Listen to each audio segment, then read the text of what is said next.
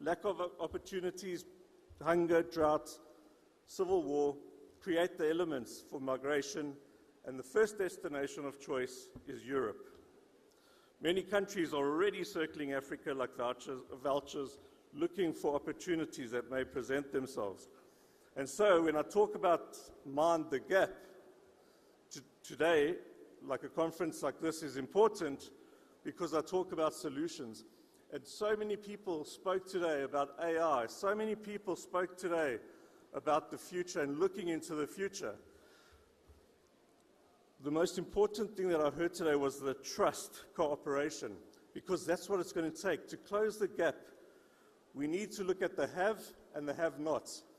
We need to look at this Maslow hierarchy of needs. When you look at the hierarchy of needs, what the poor want and what the wealthy have are two different things in terms of need. On the one hand, you're looking at people that need jobs. You're looking at people that you need to close the Gini coefficient.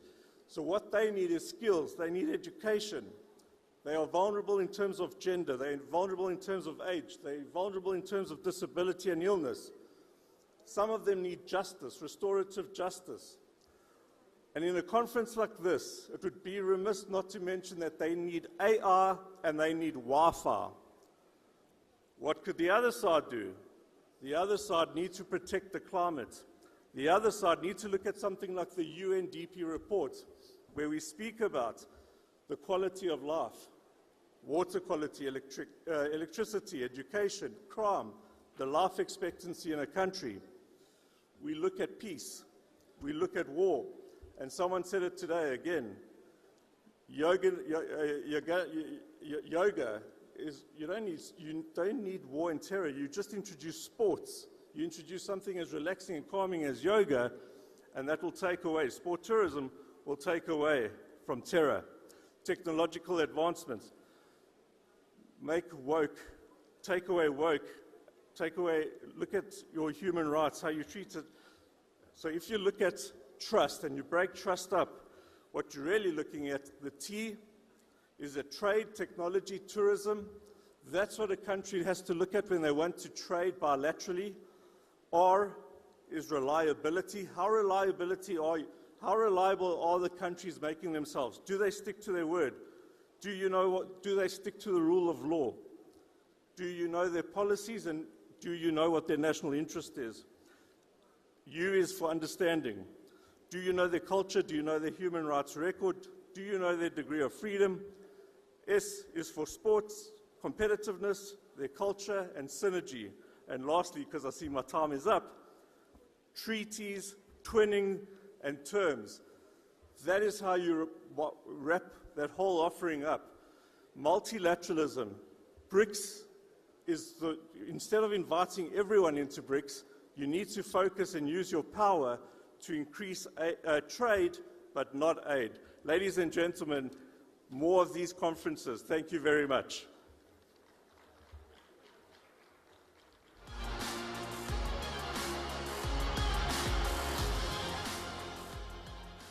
Thank you very much, Darren Bergman, Member of Parliament there, addressing us. Of course, we are continuing this focus, but now slightly expanding the ambit of the conversation to the health sector. For a keynote address on building the health infrastructure of the future, looking forward, we have Dr. Martin Daly, a member of the Irish Parliament with us. Could we please have you on stage, Dr. Martin Daly, Tekadala, Ireland.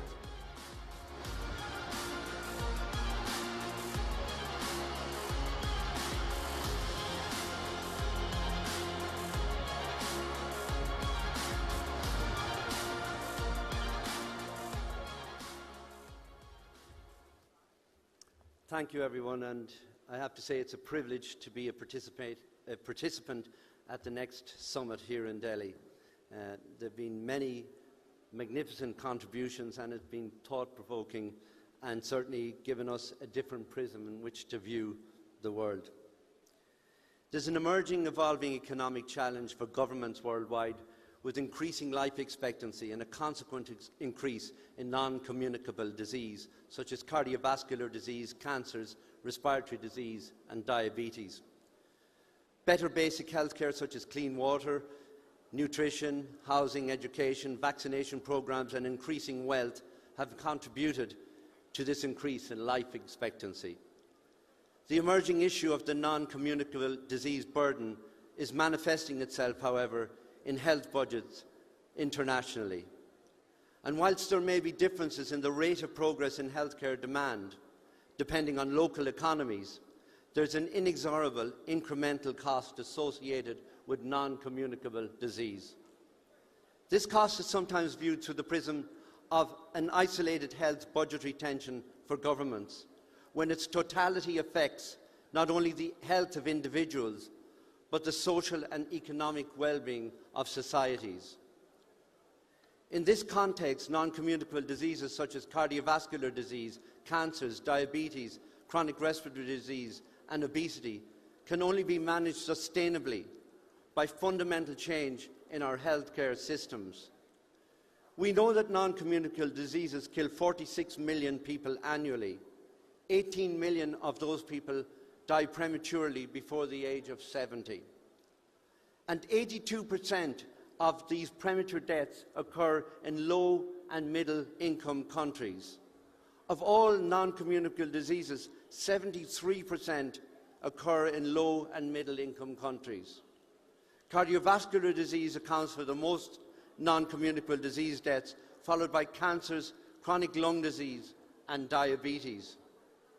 And diabetes prevalence is growing globally, with 589 million cases currently, 1 in 9 of the global population, and predicted to rise to 853 million by 2050. The US spends $1 trillion on diabetic care alone annually. Tobacco use, physical inactivity, the harmful use of alcohol, unhealthy diets and air pollution all increase the risk of dying from a non-communicable disease. And we know that prevention, screening and early detection are vital to mitigate the human and economic cost of managing established disease and its complications. Aside from the obvious human costs, the economic price of either ignoring the problem or underinvesting in screening, early detection and management of non-communicable disease is enormous. Non-communicable disease will cost an estimated $36 trillion or 20% of global GDP by 2050 if left unchecked. This encompasses not only direct healthcare costs, but indirect costs of reduced productivity, early retirement, increased illness benefits, whether public or private. So this burden isn't simply a health issue. It is an emerging socio-economic crisis in evolution. There is evidence that a commitment to proven interventions could address about 35% of global disease burden of non-communicable disease, preventing around 28 million deaths annually and adding 396 million years of healthy life globally. This investment in the health of societies has the potential to add $11 trillion to the global economy by 2050. The World Health Organization estimates that $1 invested in 28 high-impact, cost-effective Best Buy prevention measures will yield $7 downstream savings in health care costs. And we have international examples of successful screening, early detection and primary prevention programmes.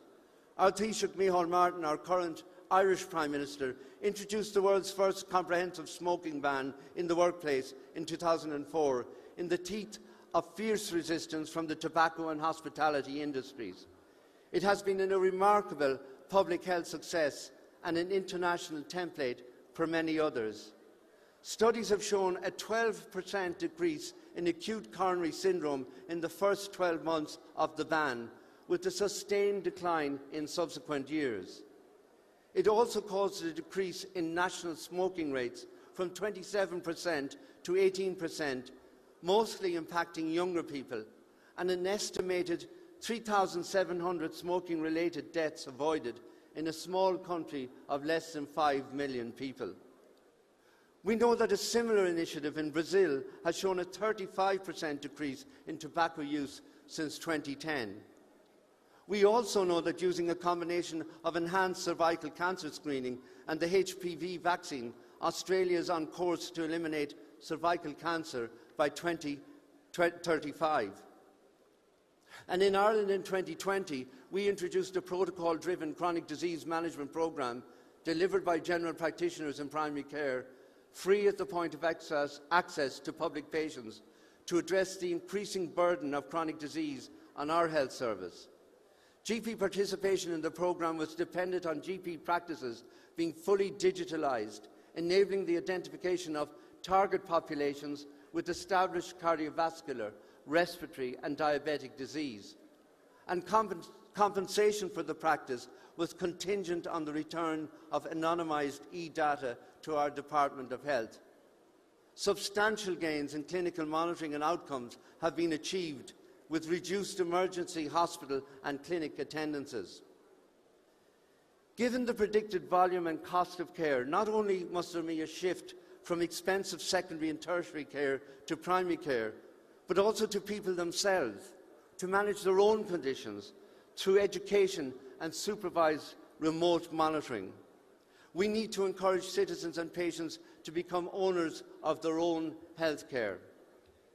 Technology has been successfully piloted internationally, but it needs to be universally available. Proven interventions must be accessible and affordable, with an eye on the prize of healthier, happier and more productive populations. Digitalised healthcare with citizens' access to personal interactive digital health records is critical.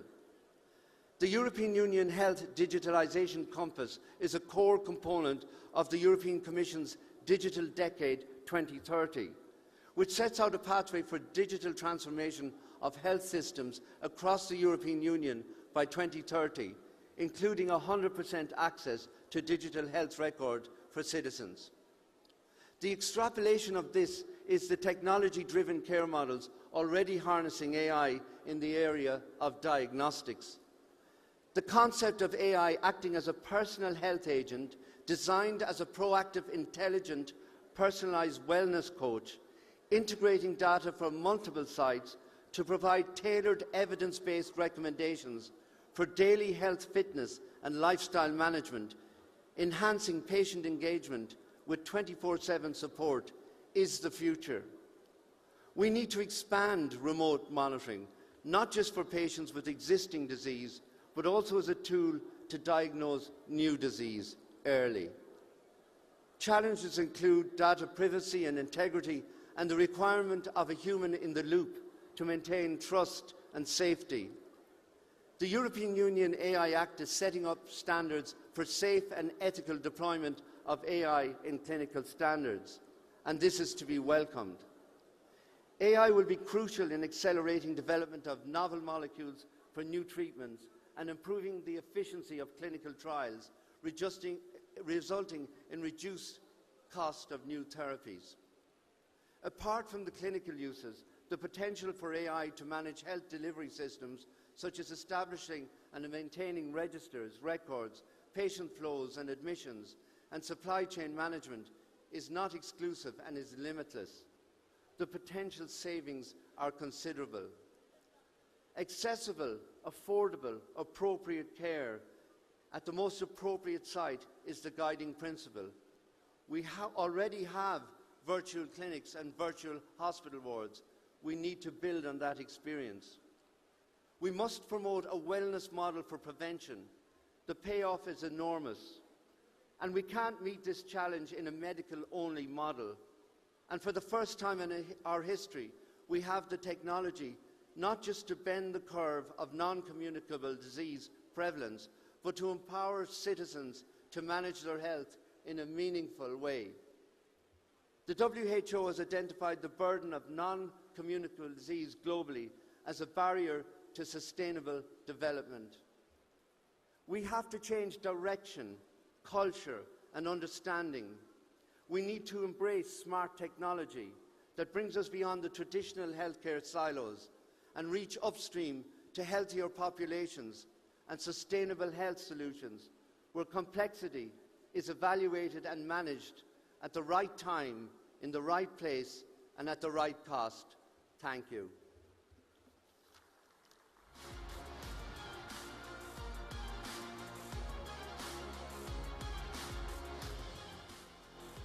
Thank you very much for that very thought-provoking address, Honourable Member of the Irish Parliament.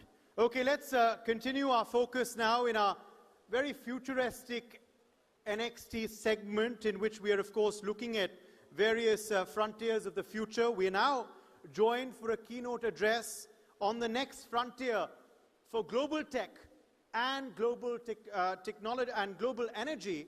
This address will be delivered by a very special guest from the south of America, member of Chamber of Deputies from Argentina. Deputy Sergio Capozzi is with us.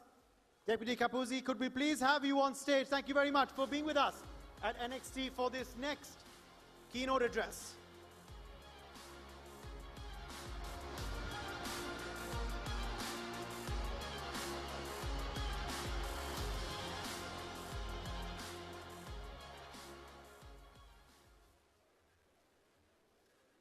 Thank you. Distinguished guest, friend from India, authorities, excellence, college students. Thank you for letting me talk to you about my country, Argentina. Now my country is going through a profound transformation. We are rebuilding trust, stability, and predictability. We understand that investment requires long-term certainty. Today, Argentina offers that certainty. Incentive for large investment by law, in Spanish, RIGI, Régimen de Incentivos para Grandes Inversiones, for inversions over $200 million American dollars. Through our new investment framework, RIGI, we provide long-term tax stability, legal protection for large-scale projects, foreign currency, free availability at earnings, clear and transparent rule, not for now, for more than the next 30 years by law. This is not about ideology, it's about predictability. Inversions need rules, clear, safe, and strong institutions. Argentina is building thus. Argentina is not only natural resource, also is not only Lionel Messi and our national team. Of course, I want to win the next World Cup in USA. INVAP is an state-owned technology company based in Patagonia. I live in Patagonia. Has more than 50 years of experience in high complexity engineering, with many branches, nuclear research reactors in multiple countries like Nigeria, Peru, Australia, Egypt, radioisotopes production facility here in India too. More than 100 operational radio systems, satellite missions for observation and telecommunications, aircraft without pilots. But it's not theory. This is proven international experience. India is the fourth economy in the world. Argentina is member of the Mercosur with Brazil, Paraguay, and Uruguay. We just signed a free trade deal with Europe and another with USA, but it's not enough. We are ready to more trade with India, with heritage and knowledge. Argentina and India now are partnership. Our relationship with India is already strong. In Mumbai, Argentina and India cooperate in radioisotopes production for medical use. We do not compete, we collaborate. There is a room to deepen cooperation in nuclear medicine, satellite technology, radar and airspace control, clear energy and digital infrastructure. Of course, AI. Artificial intelligence requires energy and stability. Partners, Patagonia offers strong wind resource, hydro capacity, nuclear development, natural gas reserve, the second war all over the world in Vaca Muerta. It also offers something rare, physical security and low population density. In Patagonia, between two villas, there are more than 100 kilometers. We are presenting long-term potential built on real assets. Argentina is one of the 10 largest countries in the world by land area. Patagonia is a region comparable with size to Europe, but with few population, under 1 million people. It's vast, cold climate, and access to diverse energy matrix, including wind, solar, gas, hydro, nuclear, green hydrogen. With clear sky and this unique condition, Patagonia is the location for establishment AI technology hubs. We are ready to be partner. We offer stability, energy, engineer capability, institution, community, law, and more important, we don't have problems with our neighbors. We have in freedom and peace. We invite India and the global partners to work with us the next decades, not just for short-term business, but for long-term strategic cooperation. Namaste.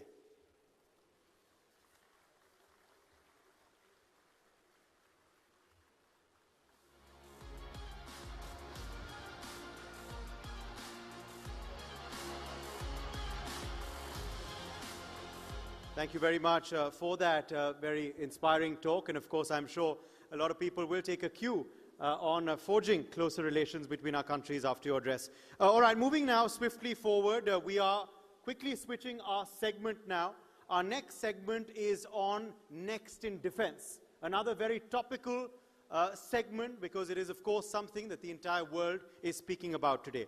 And for her address on the topic of AI cognitive warfare and the European Sky Shield, I invite on stage member of the National Assembly from France, Madame Deputy Laetitia Saint-Paul. Could we have you on stage for your keynote address? Let's welcome her with a round of applause. Madame.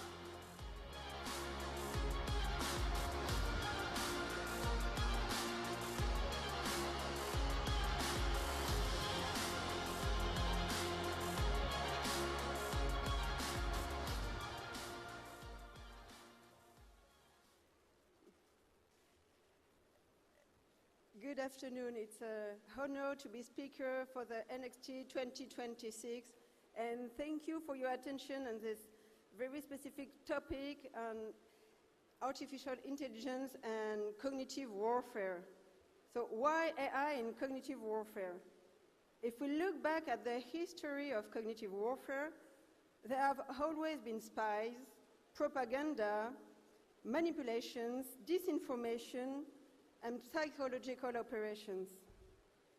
We could say that AI is just another building block, just one method among many. Astroturfing, the equivalent of a digital raid against someone, but with the aim of creating a trend.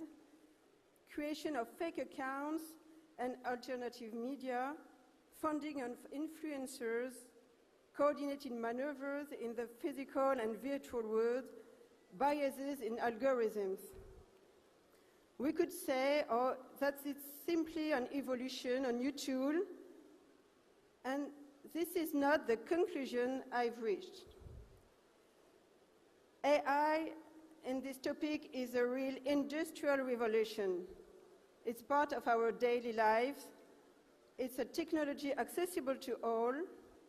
There is an explosion in quantity and quality and a collapse in price. So it means it's an industrial revolution. For instance, on the 22nd of May 2023, an AI-generated image showing an explosion near the Pentagon spread across Twitter in a matter of minutes.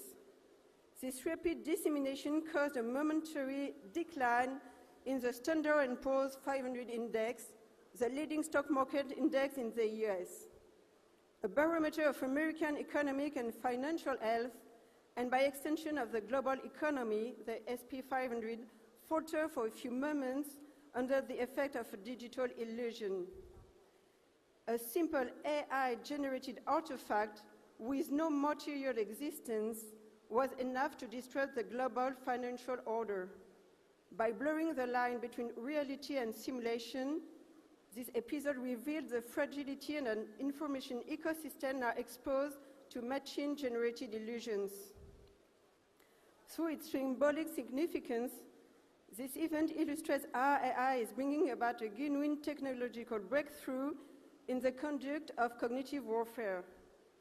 By enabling the automated, credible, and massive production of narratives, it makes it possible to influence collective behavior even before any factual verification has taken place. However, by introducing speed, algorithmic personalization, and visual simulation, AI is transforming this battle into a war of perceptions, no longer waged by human actors, but by learning systems capable of manipulating attention on a large scale. This technical shift is part of a broader cultural context, the entry of contemporary societies into the post-truth era. In this environment, emotional sincerity tends to take precedence over factual accuracy. Adherence to a message is based less on its truth value than on its ability to elicit emotion, fear, or indignation. Digital platforms, structured by recommendation algorithms, exploit precisely these emotional triggers, particularly negative emotions, to capture attention and convert it into influence. Disinformation is therefore no longer simply a lie. It has become a tool for emotional engineering. The public sphere is thus being reshaped around competing flows of emotions and narratives, where truth becomes relative, fragmented, and unstable. This shift hasn't escaped the attention of us, political leaders, and directly challenges the cognitive sovereignty of democracies if liberal regimes become increasingly dependent on digital infrastructures that they no longer control. Behind this vulnerability, which can be described as structural, lies a more profound transformation in the relationship between information, power, and sovereignty.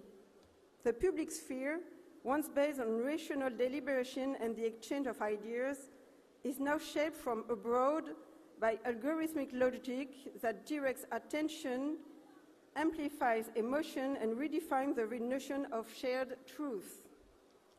It's therefore essential to develop regulatory frameworks capable of preserving the rationality of public debate, guaranteeing the integrity of electoral processes, and strengthening the cognitive resilience of open societies. Will our democracies, especially yours in India, be able to forge weapons to counter the striking power that AI will bring to the information field? I sum up it this way. we have a competitor that puts ink in a pen that writes by itself. Here are 3 major proposals from the fact-finding mission on the emergence of artificial intelligence in foreign interferences that I led in 2025 for the Foreign Affairs Committee. So I share it with us as United Democracies. Make consent to algorithms mandatory in content suggestion on platform, kind of